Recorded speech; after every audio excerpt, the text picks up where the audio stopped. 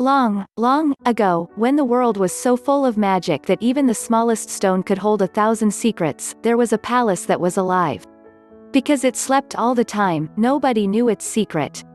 It remained that way until the princess who lived there married a prince who was a brave and strong warrior, but had such a bad temper that even the smallest inconvenience would cause him to hurl things around and slam doors and windows.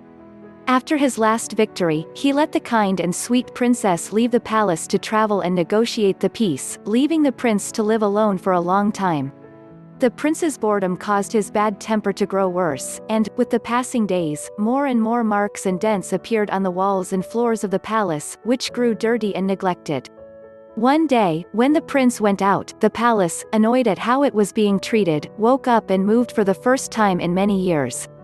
It decided to hide behind a hill but was so big that it didn't take long for the prince to find it again.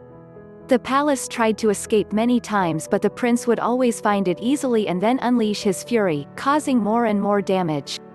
One night, having grown tired of the prince's actions, the palace locked all its doors and windows while the prince slept. It ran for days and days, ignoring the damage and destruction the prince was causing while trapped inside. When the palace finally stopped and opened its doors, the prince discovered that they were surrounded by ice and snow, in the midst of the most horrible cold. The North Pole?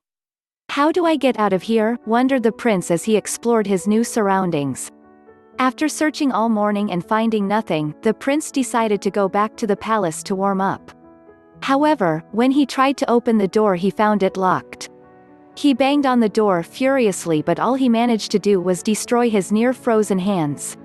After a while, the door opened slightly and the prince ran towards it, only for it to slam in his face.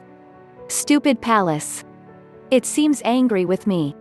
The palace was indeed angry with the prince and shook all its windows to let him know. So that's the way you want it? Shouted the prince. Well, get ready, because this is war. And I have never lost a battle.